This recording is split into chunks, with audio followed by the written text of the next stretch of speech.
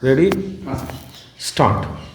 In view of the above observation made, it is amply clear that even though the accused had tortured and harassed the deceased, because of which she was constantly running away from her matrimonial home and has also filed a number of complaints against the accused.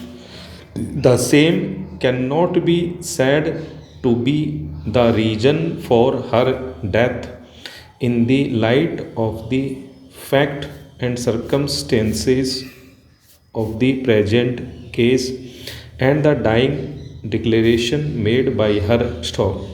The learned counsel for the appellants has placed reliance upon the decision of this court reported in the case of Ramesh Kumar versus State of Chhattisgarh 2014 volume 9 SCC 491, wherein it is held that section 49A and 306 IPC are independent and constitute different offences. Stop. Merely because an accused has been held liable to be punished under section 498A IPC, it does not follow that on the same evidence he must also and necessarily be held guilty of having abetted the commission of suicide by the women concerned under section 306 IPC. Stop.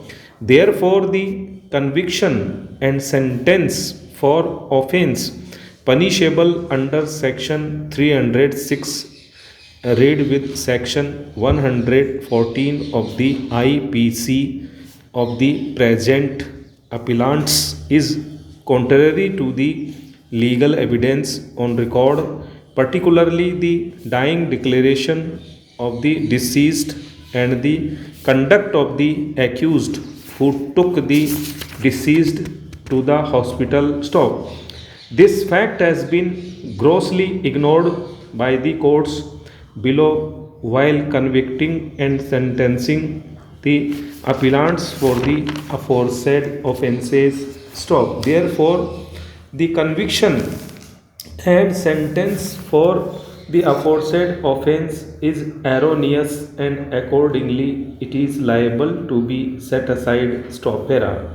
After evaluation of the evidence on record and concurrent finding of fact recorded by the trial court and the appellate court, the appellants were convicted for the offences punishable under section 498A and for 306 read with section 114 of the IPC. Stop.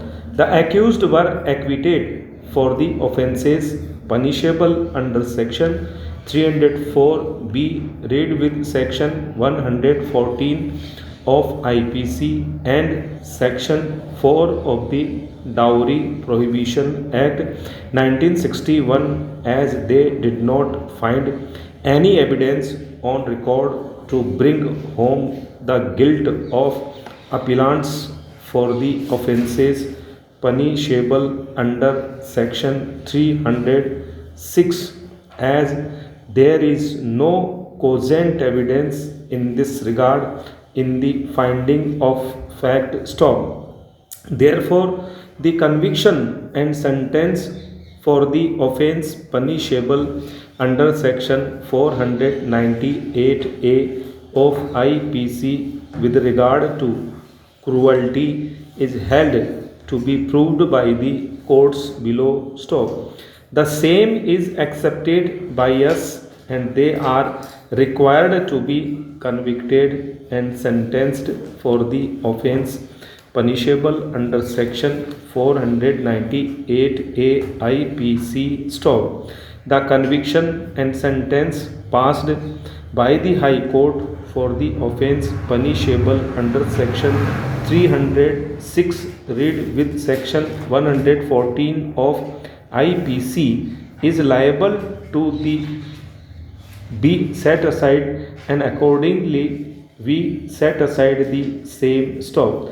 Since we have upheld the conviction for the offence punishable under section 498A IPC, it is to be carefully examined by us, taking into consideration the facts and circumstances of the case as to what sentence is required to be imposed upon the appellant's stop.